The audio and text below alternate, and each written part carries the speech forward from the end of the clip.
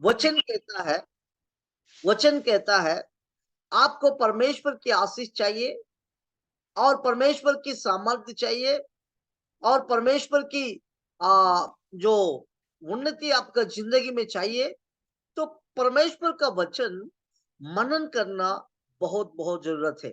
यहाँ हम देख सकता है, कोई भी एक कोई भी एक तीन वचन पढ़ लीजिए, तीन वचन पढ़ लीजिए।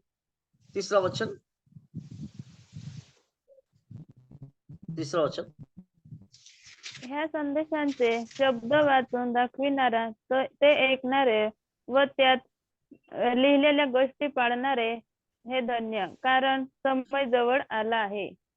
जब समय निकट है, परमेश्वर के आगमन पास में है, परमेश्वर आगमन बहुत नजदीक है, तब ये वचन बहुत बहुत जरूरत है सुनने के लिए, बहुत बहुत जरूरत है मनन करने के लिए, बहुत बहुत जरूरत है परमेश्वर के वचन को स्वीकार करके और मनन करके और उसको अभ्यास करना चाहिए।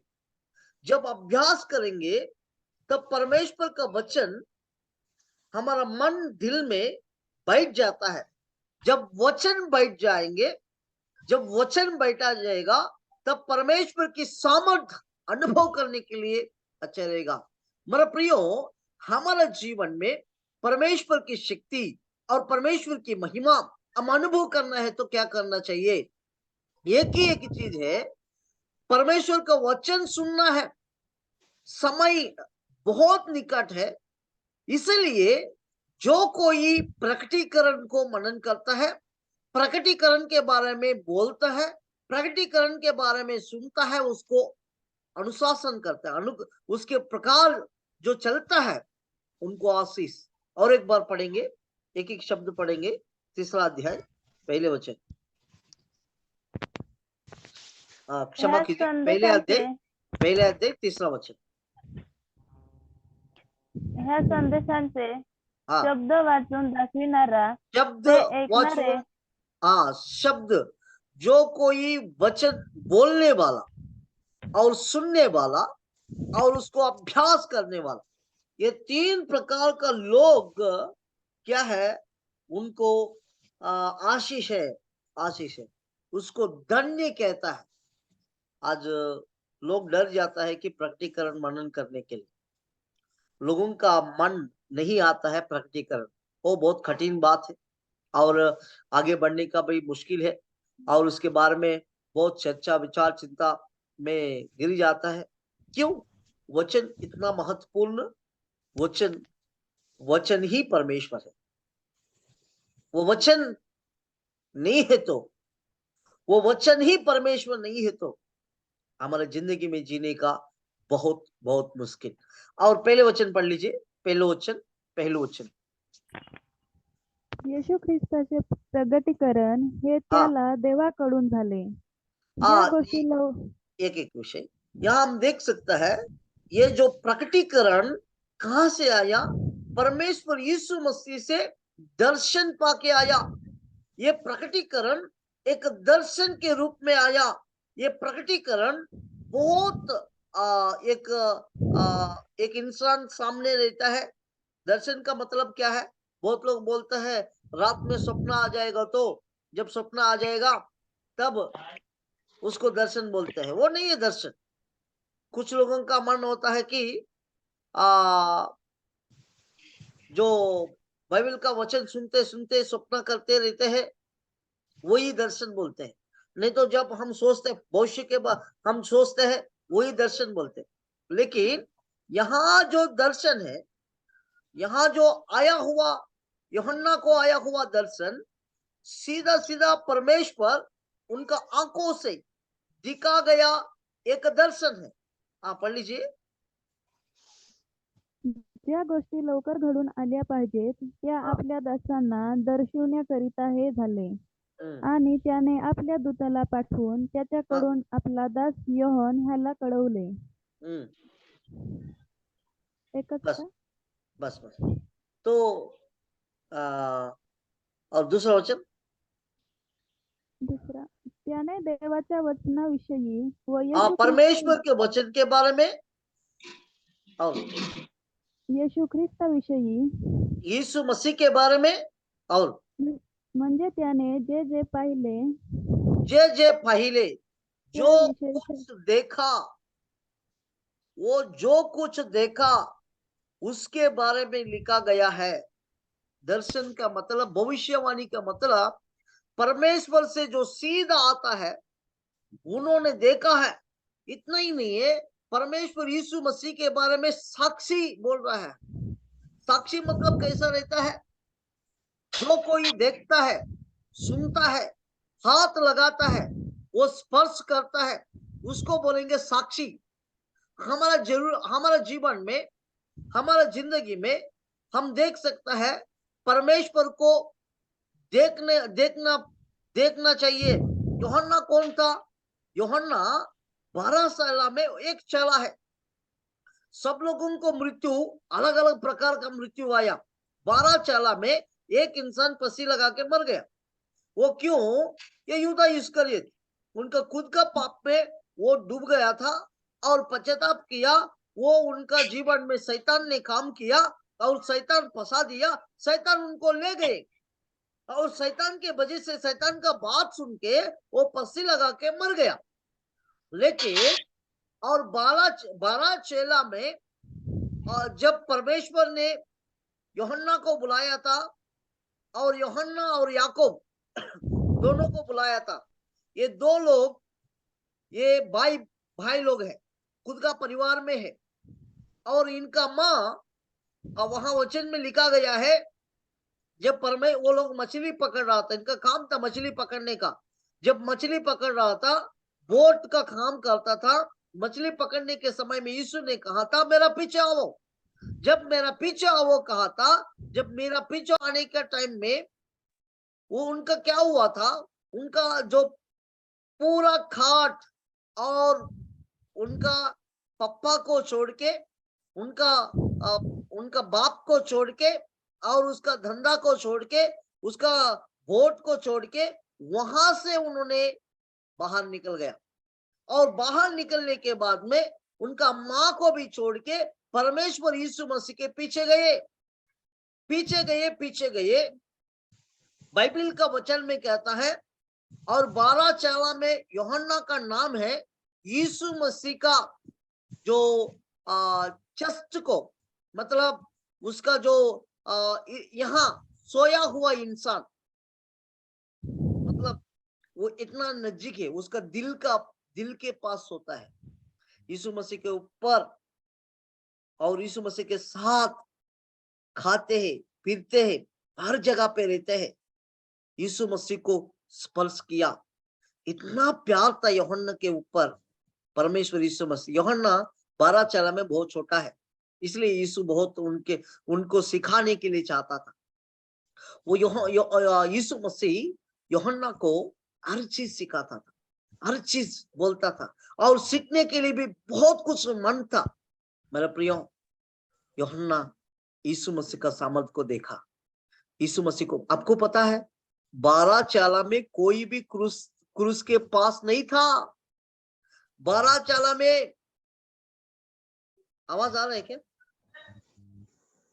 तो आवाज एक नहीं थे, अभी आ रहा है?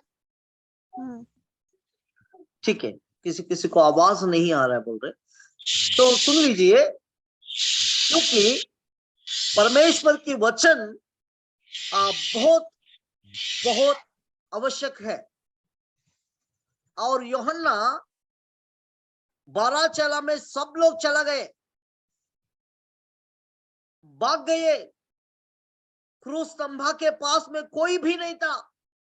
यीशु मसीह के पास जाके, यीशु मसीह के क्रूस के देख के रो रो के वहां खड़ा हुआ था यूहन्ना। बपतिस्मा यूहन्ना, क्षमा कीजिए, बपतिस्मा यूहन्ना नहीं है, यूहन्ना में बहुत कुछ है। ये यूहन्ना यीशु मसीह का चेला है। ये यूहन्ना क्रूस स्तंभा के सामने जो खड़ा होने के समय यीशु ने कहा था मरियम को देख के, अभी से मैं आपका बेटा नहीं हूं। यूहन्ना आपका माँ ये है। और मरिया को बोला, मरिया माँ, आपका जो बेटा है यूहन्ना है, वो जिम्मेदार ने दिया गया था, वो जिम्मेदार ने दिया गया था। मेरा प्रियो, मैं क्यों बोल रहा हूं, यूहन्ना इतना प्यार करता है, सब लोग धोखा दिया लेकिन यूहन्ना नहीं दिया। मरने के लिए मैं तैयार हूं लेकिन मैं नहीं छोड़ता हूं करके बोला। और इतना ही नहीं है, 12 चेला में साधारण मृत्यु मतलब बुढ़ा होने तक मरा हुआ इंसान एक ही है, वो योहान है। वो प्रकटीकरण का योहान, प्रकटीकरण का योहान। पहले यूहन्ना सुसमाचार लिखा है, पहले यूहन्ना, दूसरा यूहन्ना, तीसरा यूहन्ना और प्रकटीकरण। ये सारे पुस्तक में, ये ग्रंथ में पवित्र आत्मा से भर के उन्होंने लिखा गया है। ये प्रकटीकरण कैसा परिस्थिति में लिखा था हम सुन सकता है। एक द्वीप, वो द्वीप में एक बड़ा द्वीप था, वो द्वीप का जगह पे उनको भयंकर, उसको कठिन परिस्थिति आया था, उसको दबा गया था, उसको मुश्किल परिस्थिति आया था। उनको जब मनुष्य को ऊपर बांध के नीचे मिर्ची का आग लगा डाला था, उसमें श्वास होने का तकलीफ होना चाहिए करके। इतना ही नहीं है, उनको बहुत भयंकर जो जला हुआ तेल, जैसा तेल को ज्यादा बड़ा बड़ा हम बोंडा बनाता है और बहुत प्रकार का कार्य में हम बना के लिए कोशिश करता है, वो कुछ चीज नहीं है। ये जो चीज है भयंकर तेल में गरम गरम होने के टाइम में वो तेल के अंदर डाल दिया। जब वो और परमेश्वर यीशु दोनों घूम रहा था, कुछ नहीं हुआ। और उनको जेल में डाला गया था, वो द्वीप में डाला गया था, कुछ नहीं हुआ। और जहां पानी नहीं था, बहुत गड्ढा पे डाल दिया था, उनको कुछ नहीं हुआ। इतना कठिन परिस्थिति में लिखा गया एक दर्शन की वचन है, वो वचन परमेश्वर खुदावन का ये प्रकटीकरण है। ये साधारण रीति में प्रकटीकरण नहीं आया। इतना दुख उठा के, तकलीफ उठा के उनको परमेश्वर को उनको मार डालने के लिए लोग बहुत कोशिश किए, लेकिन परमेश्वर खुदावन यीशु मसीह संभाल के लेके आया। यूहन्ना परमेश्वर का दिल को पास रहने वाला, दिल के साथ रहने वाला, परमेश्वर के बात सुनने वाला, ये दुनिया को प्रकटीकरण के द्वारा प्रकट किया गया है। हालेलुया, प्रकट किया गया है। भविष्य के बारे में जो कुछ होता है सारे चीज बोला गया है ये प्रकटीकरण के द्वारा। जो कोई प्रकटीकरण नहीं करेगा, प्रकटीकरण को मनन नहीं करेगा, प्रकटीकरण को वो ध्यान नहीं करेगा और सुनेगा भी नहीं, उनका भविष्य के बारे में, उनका मंडली में भी, उनका जीवन में भी बिल्कुल बहुत मुश्किल है। क्यों यहां लिखा गया है, जो कोई प्रकटीकरण के बारे में सुनेगा, प्रकटीकरण के बारे में परमेश्वर का आवाज और वचन उनका मन दिल में रहेगा, पालन करेगा, वो आशीष पाएगा, वो धन्य है, वो धन्य है। क्यों? भविष्य के बारे में जानता है। मेरा प्रियो, हमको बहुत अच्छा मौका परमेश्वर ने दिया है, तो इसलिए इतना बहुत अच्छा भविष्य को जानने के लिए। और एक बार पढ़ेंगे, यहाँ बहुत कुछ वचन है। वो दर्शन पाया था, कैसा कैसा दर्शन पाया था हम वहां देखेंगे तो कोई भी एक वचन पढ़, इस पे पढ़ लीजिए, 8 वचन पढ़ लीजिए। प्रभु देव जो आहे, जो होता हाँ, व जो येणार आहे, जो येणार, जो सर्व समर्थ, तो म्हणतो, मी अल्फा व ओमेगा आहे। सो मैं हूं अल्फा और ओमेगा। अल्फा और ओमेगा। क्यों अल्फा और ओमेगा? खुदावन यीशु मसीह ही प्रारंभ और अंत, वही शुरुआत और अंत। ये प्रकटीकरण शुरुआत के बारे में भी बोला जाएगा और अंत के बारे में भी बोला जाएगा। अंत कैसा रहेगा और शुरुआत कैसा रहेगा, ये सारे चीज के बारे में बताया जाएगा। कि कहा जाएगा? ये प्रकटीकरण में। अभी ये पूरा प्रकटीकरण के विशेष करके कुछ कुछ बात आप लोगों को बताना चाहता हूं। उसके बाद में मैं पूरा वो प्रकटीकरण का इतिहास एक एक दिन हम मनन करने के लिए कोशिश करेंगे।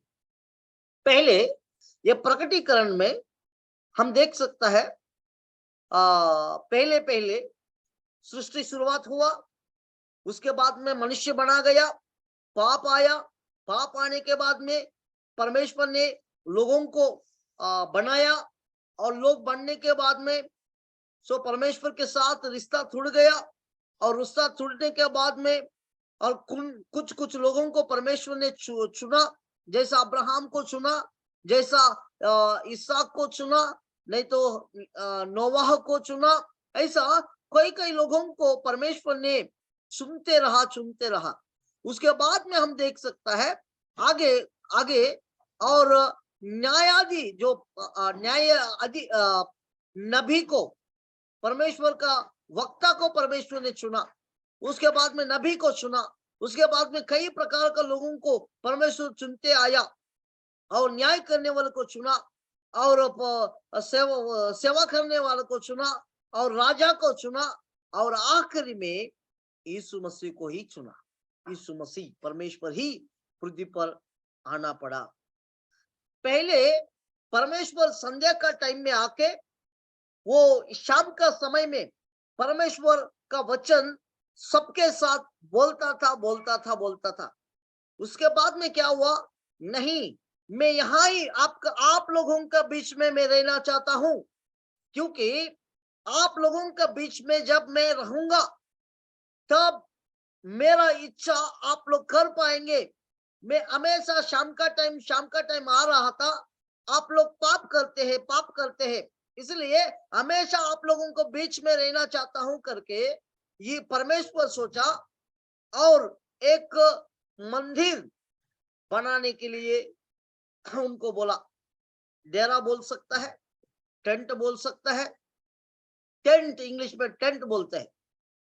और वहां याजक रहता है, वहां जो कोई जाता है वहां आराधना होता है, पूजा होता है, बलिदान होता है।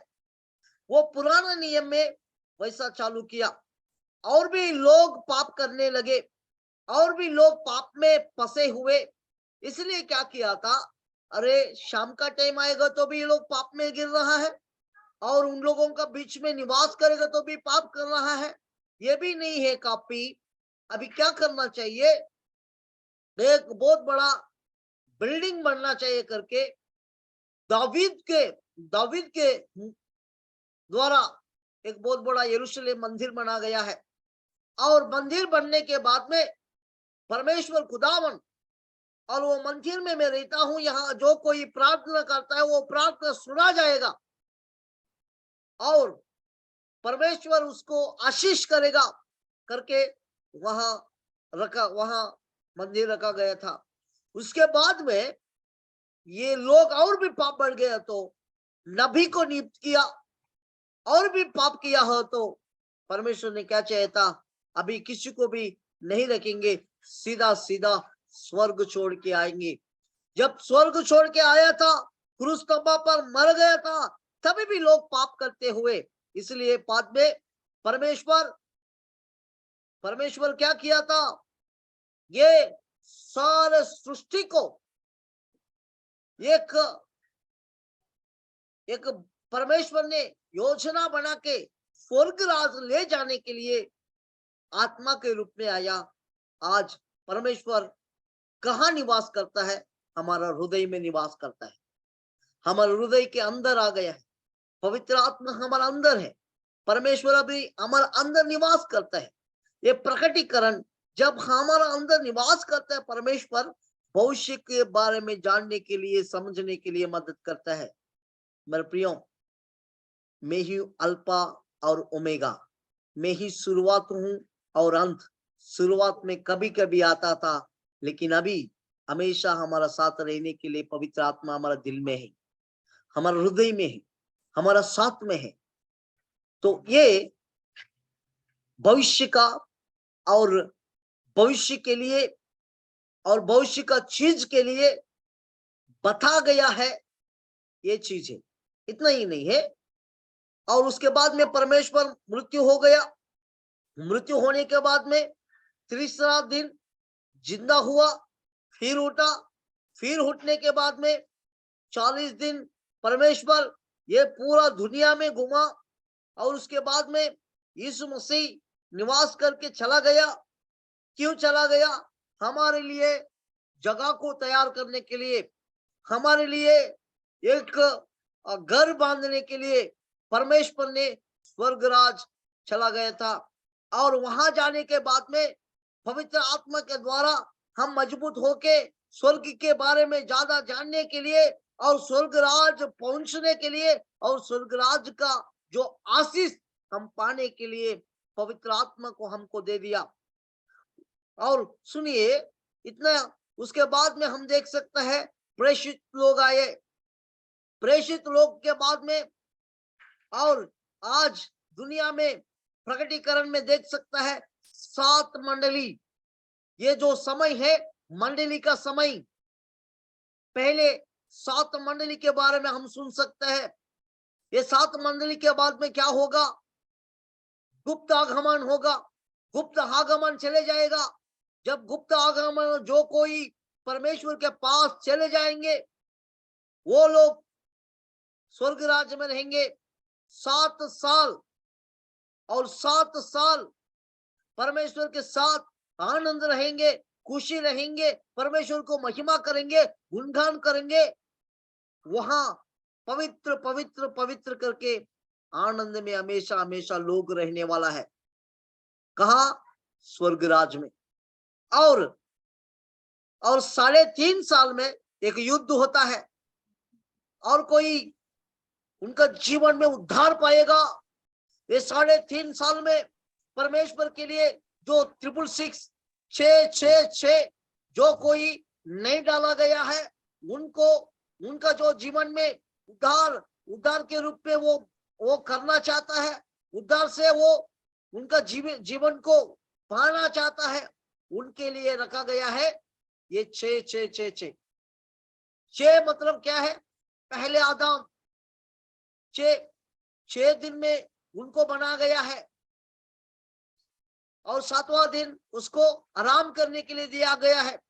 और दूसरा 6 यीशु मसीह है, आखिरी आदम। और तीसरा 6 कौन है? वो तीसरा 6 है, कौन है? उसका नाम है, हम देख सकता है, ये तीसरा 6 है वो एंटी क्राइस्ट। जो एंटी क्राइस्ट के बारे में भी हम सुन सकता है। सो ये ऐसी प्रकार का जो परिस्थिति आएगा, इतना ही काफी नहीं है, हम आगे और बढ़ सकते हैं। तो आने वाला दिन में बहुत बहुत कठिन परिस्थिति पृथ्वी पर 7 साल रहेगा, 7 साल रहेगा। ये 7 साल जो कोई परमेश्वर के वचन को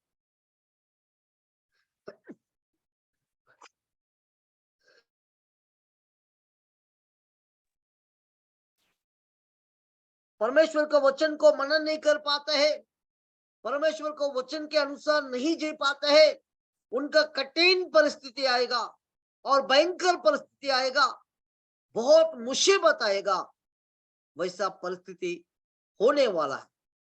और ये 7 साल का जो दूर और जो भयंकर काल आता है, भयंकर परिस्थिति होता है, उस समय में होता कि लोगों का जीवन, मैं आत्महत्या करना चाहता हूं बोलेगा तो वो मरेगा नहीं, लेकिन वो चाकू लेके वो डाल दिएगा तो उसको कुछ नहीं होगा, मरण मृत्यु उनको दूर हो जाता है। पृथ्वी पर ही वो नरक देखेगा, क्योंकि सीधा सीधा कौन न्याय करने वाला है? शैतान न्याय करने वाला है, एंटी क्राइस्ट करने वाला है, पूरा दुनिया को उनका हाथ में लेने वाला है। जैसा एक ही आधार कार्ड है, जैसा एक ही रुपये है, वैसा दुनिया में सब जगह पे एक ही देश है, एक ही मत है, एक ही पैसा है, एक ही नौकरी है। आने वाला दिन में जैसा अभी गूगल मीट, जूम मीट, ऐसे प्रकार का मीट में हम बैठ के प्रार्थना करते हैं, आराधना करते हैं, वहां वचन वो 7 साल में वचन उठा जाएगा। जब वो वचन उठा जाएगा, वचन बोलने वाला कोई नहीं रहेगा। गुप्त आगमन में चले जाएगा तो कौन वचन सिखाने वाला है? अरे पवित्र लोग चले जाएगा तो प्रार्थना नहीं करने वाला नहीं रहेगा तो, और वचन के बारे में मनन करने वाला कोई भी हमको सिखाने वाला कोई नहीं, तो हमारा हालत और हमारा परिस्थिति क्या होगा? एक बार समझ लो, बहुत मुश्किल होगा। इसलिए परमेश्वर का वचन कहता है, 5 कुंवारी, 5 बुद्धि कुंवारी और बुद्धिहीन कुंवारी। जो मूर्ख कुंवारी क्या किया है? बाद में देखेंगे, बाद में देखेंगे, बाद में देखेंगे। उसका जिंदगी पूरा बाद में सोचा था। उसके बाद में क्या हुआ? समय निकट हो गया। जब समय निकट हो गया, जब समय निकट हो गए तो क्या हुआ? तो उसका तेल कम हो गया, उसका जलने का भी जो दीप बंद हो गया। उसको क्या परिस्थिति, भयंकर परिस्थिति। बचाने वाला कोई नहीं, बचाने वाला कोई नहीं। और जो जिसको वो जल रहा है, उनके पास मांगने के लिए जाएगा तो वो लोग नहीं दे रहा है। अरे आप लोगों को देंगे तो हमारा खत्म हो जाएगा, जाओ लेके आओ। तब तक समय खत्म हो गया। मेरा प्रियो, आत्मिक आलसी लोग बहुत है। आत्मिक जीवन में आलसी बहुत। कुंवारी लोग मतलब कौन है? कुंवारी लोग मतलब कौन है? पवित्र लोग और पाप में नहीं पड़ा हुआ लोग और पवित्र जीवन जिया हुआ लोग। ये लोग पवित्र जीवन जीने वाला, ये लोगों का जीवन में आलसी है। परमेश्वर की इच्छा पूरा करने में ये लोग आलसी है। मेरा प्रियो, परमेश्वर चाहता है हम दोनों परमेश्वर की गुणगान करने के लिए, परमेश्वर की महिमा करने के लिए, परमेश्वर की स्तुति करने के लिए, परमेश्वर की आराधना करने के लिए, परमेश्वर की सेवकाई में आगे बढ़ने के लिए। तो भविष्य इतना ही नहीं है, हम और देख सकता है। और 3.5 साल में जो युद्ध होता है और उसमें परमेश्वर ने बचाता है, उसके बाद में हम देख सकता है और एक युद्ध होने वाला है। और युद्ध होने के बाद में वो शैतान को पकड़ा जाएगा। उसको पकड़ के वो नरक में डाल देते हैं, वो बाहर नहीं आएगा। जब नरक में डालेंगे, वो बहुत चिल्लाते आएगा, रहेगा, लेकिन उसको कौन कुछ भी नहीं करेगा, क्योंकि परमेश्वर खुदावन यीशु मसीह स्वर्ग छोड़ के वो मंडली के साथ आके, वो मंडली के साथ आके 1000 साल पृथ्वी पर परमेश्वर राज्य करने वाला। 1000 साल वो न्याय करने वाला है। ये 1000 साल का न्याय हम देख सकता है पृथ्वी पर करने का टाइम में। वहां वचन में लिखा गया है, और खुशी रहेगा वहां, और सिंह बकरी दोनों मिलके रहेगा, और वहां दुख नहीं रहेगा, संकट नहीं रहेगा, भूख नहीं रहेगा। आनंद के साथ, खुशी के साथ परमेश्वर को महिमा करने का एक जगह है। 1000 साल पृथ्वी पर राज्य होने वाला है। उसके बाद में परमेश्वर यीशु मसीह फिर भी शैतान को चांस देगा कि ये कभी सुधरेगा करके, फिर उनको छोड़ता है। वो क्या करेगा? और लोगों को इकट्ठा करेगा, लोगों को इकट्ठा करके यीशु मसीह के ऊपर और झगड़ा करने के लिए आएगा। तब परमेश्वर उनको, उनका लोगों को, पूरा सब लोगों को नरक में डाल के नरक का दरवाजा को बंद करेगा।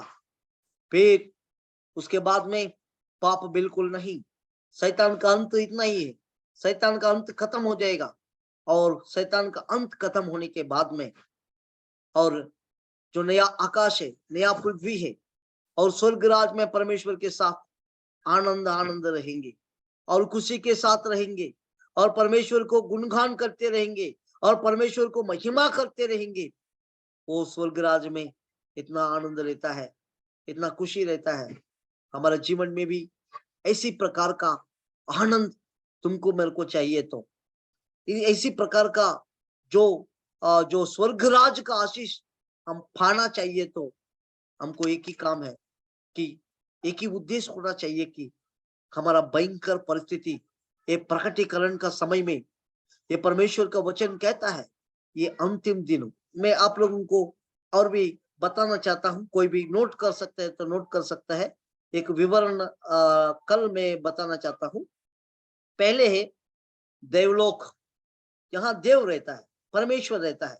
मोक्ष, ये परमेश्वर का जगह पे जो मोक्ष लोक भी बोलता है, ये मोक्ष लोक में परमेश्वर रहता है, उनका महिमा होता है हमेशा, पवित्र पवित्र पवित्र पवित्र करके गुणगान होता है।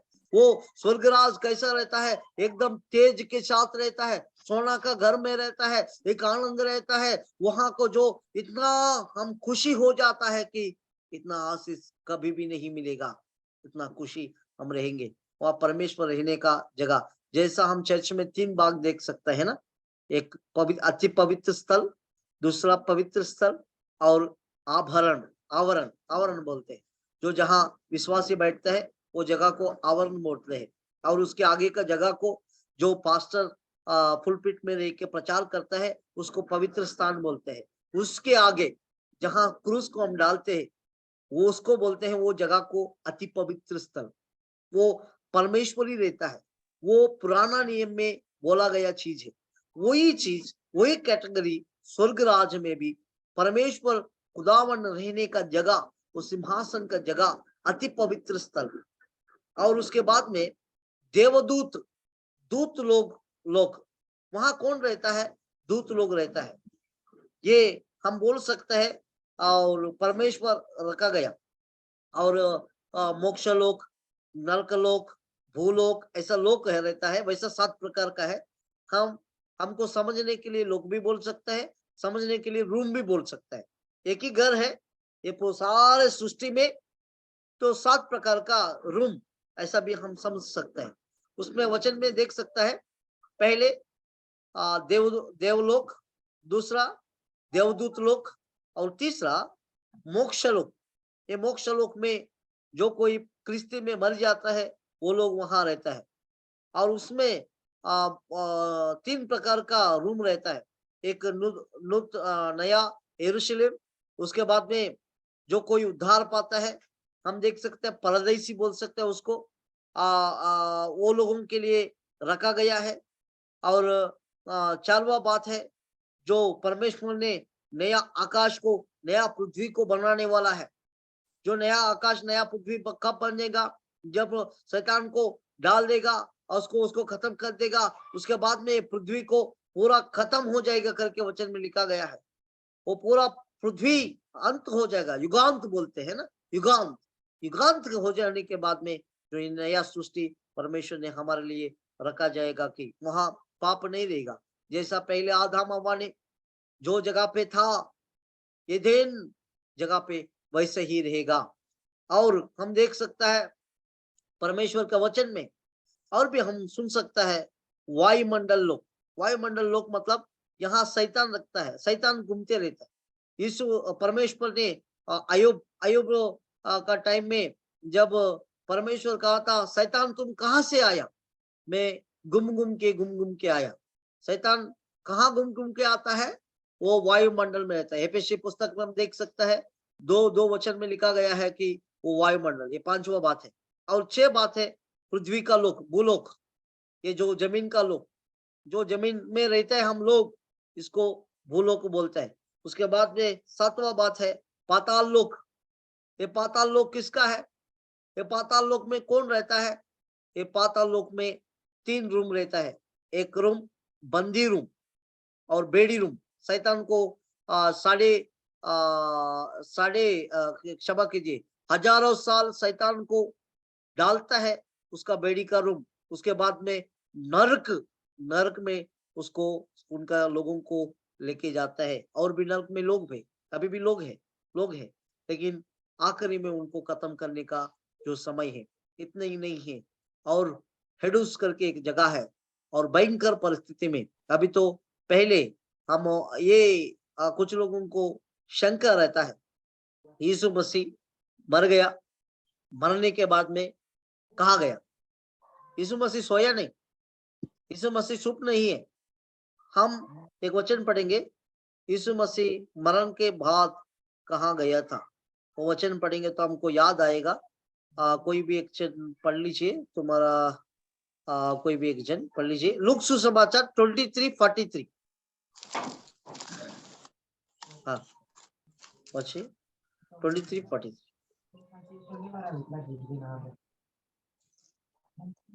पढ़िए, आवाज आ तो रहा है? त्याला म्हणाला, हाँ हाँ मी तुला खच्चीच सांगतो, तू हाँ आज माझ्या बरोबर सुख लोकात असशील. हाँ, कौन सा लोक? सुख लोक. सुख लोक। तो इसको परदेसी भी बोल सकते हैं क्या? स्वर्ग लोक। स्वर्ग लोक, सुख लोक, ठीक है। ये सुख लोक बोलते हैं, हमारा भाषा में परदेश बोलते हैं, इंग्लिश में पैराडाइज बोलते हैं। तो इस पे मराठी में सुख लोक बोला गया है। ये सुख लोक में परमेश्वर, कल आप मेरा साथ रहेगा। यहाँ पढ़ेंगे, 2 कोरिन्थी 12:4 पढ़ लीजिए, थोड़ा भी वाचिवा। हाँ, 2 कोरिन्थी 12, किसका बच्चे बहुत आवाज कर रहे हैं? हाँ, पढ़ लीजिए।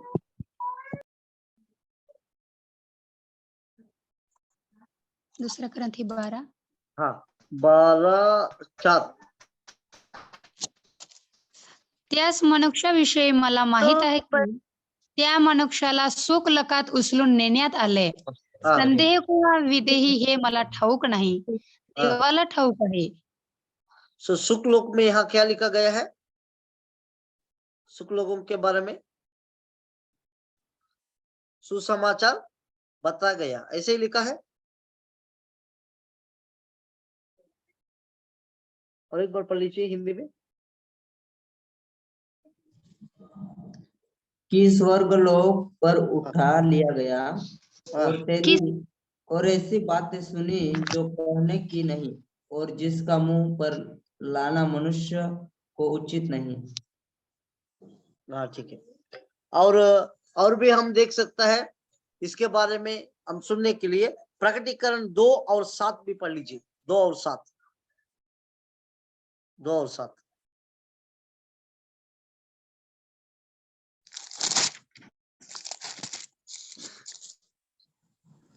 आत्मा मंडळात काय म्हणतो, हे हा. ज्याला कान आहे तो ऐको.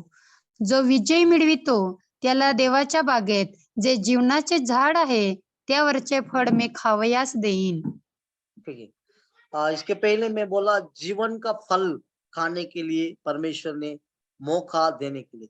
सो ये जगह जो जगह है, ये यहाँ मैं आप लोगों को समझाता हूँ, ये सुख लोक का मतलब क्या है।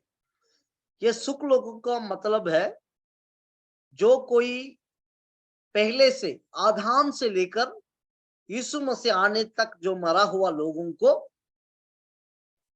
वो उद्धार पाना चाहिए, वो सुधरना चाहिए।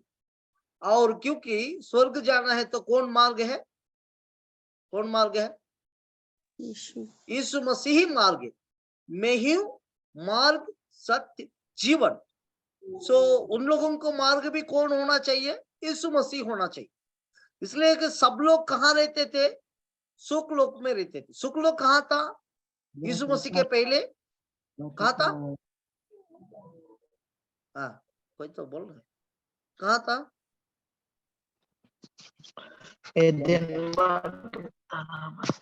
ईदेन में है।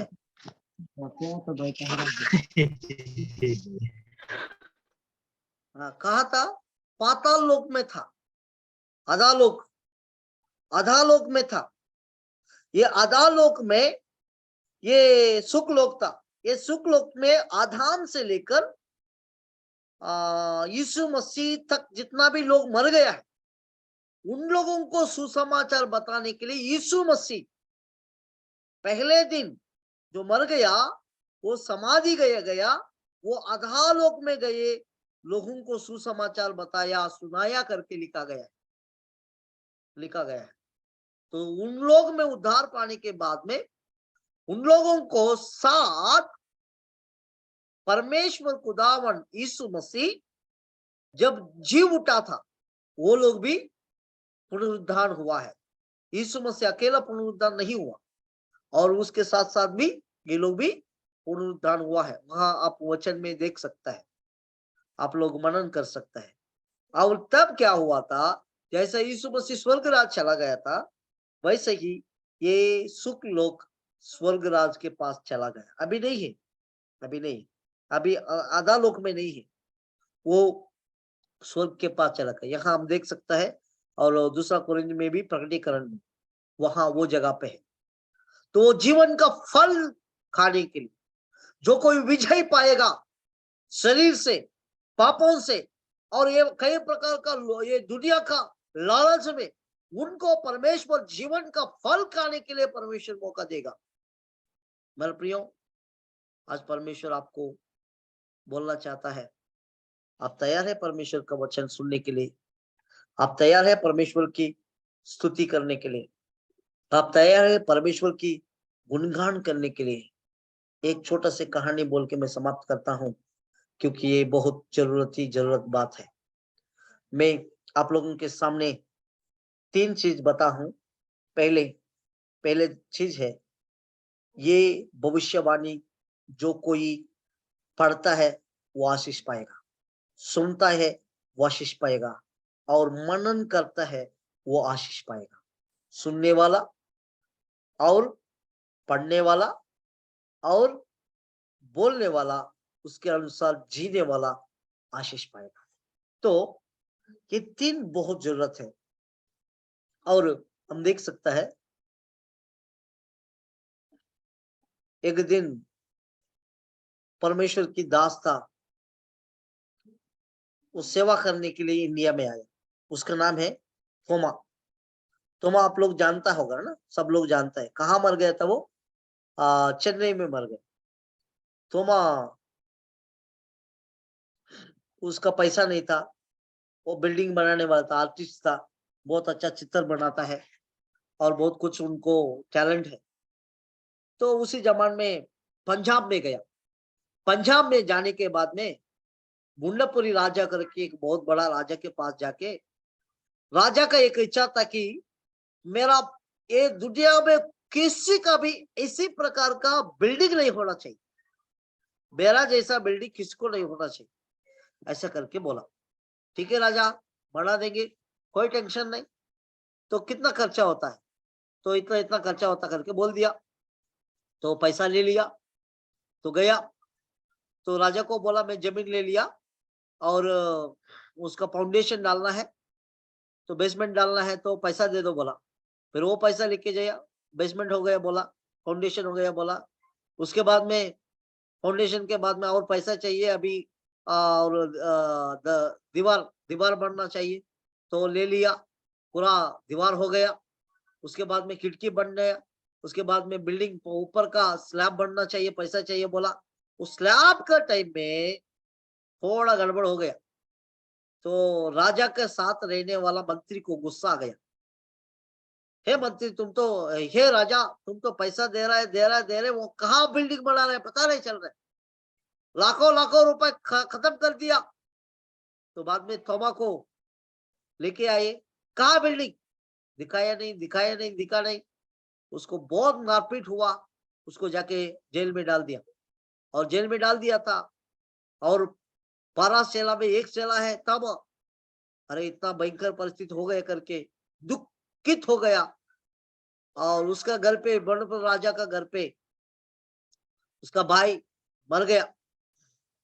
वो भाई मर गया, तो मरने के बाद में सब लोग रो रहे थे, पूरा गांव इकट्ठा हो गया, बहुत राजा हो गए तो बहुत बहुत साम्राज्य लोग आता है, बहुत राजा लोग आता है उसको देखभाल करने के लिए, तो उसको साथ देने के लिए बहुत भीड़ हो गया।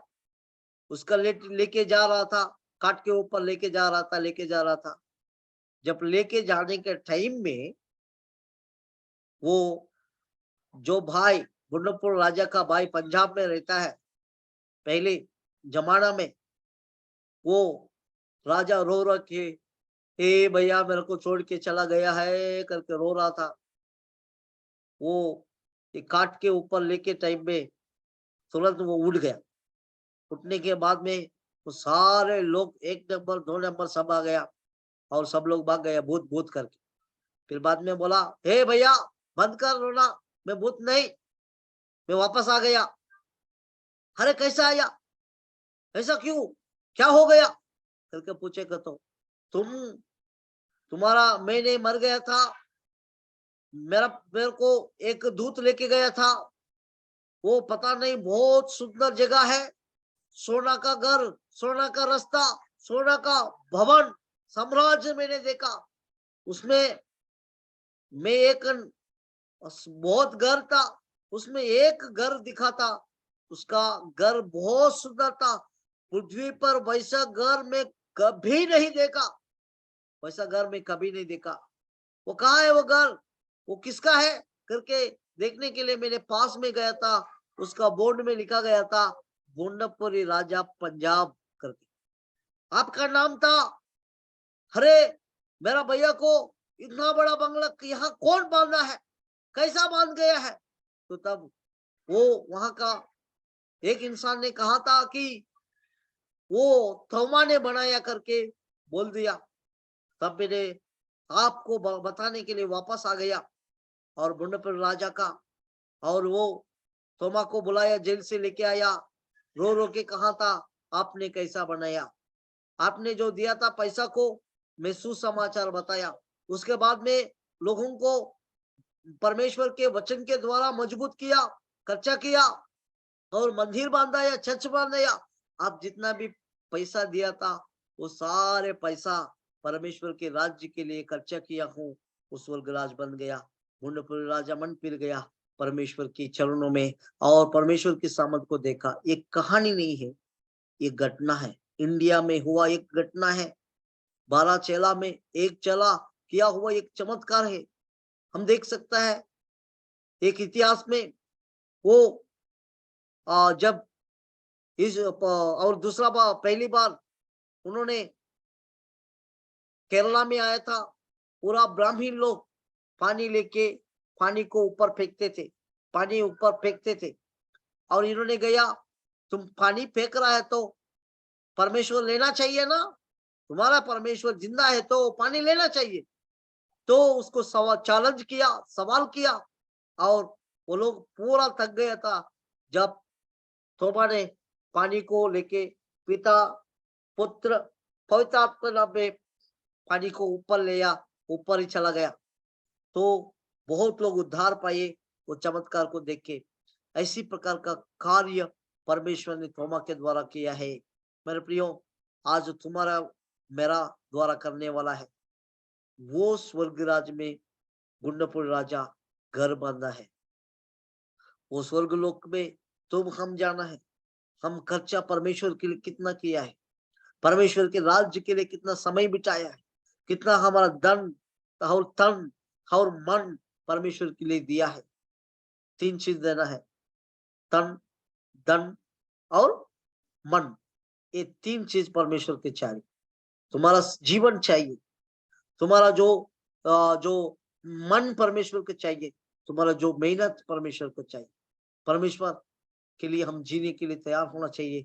हम परमेश्वर का वचन कहता है आपका जो जो भी पैसा है पृथ्वी पर इकट्ठा मत करो, क्योंकि चोर रहेगा, नहीं तो वो खराब हो जाएगा, लेकिन स्वर्ग राज्य में इकट्ठा करो। स्वर्ग राज्य में, परमेश्वर के राज्य में कोई भी नहीं रहेगा चोर, वहां अनंत काल जिएंगे, बहुत बड़ा बड़ा आशीष पाएंगे। मेरे प्रियो, परमेश्वर आज आपके लिए, मेरे लिए दिया गया ये वचन है। आंखों के बंद करके हम प्रार्थना करें। प्रार्थना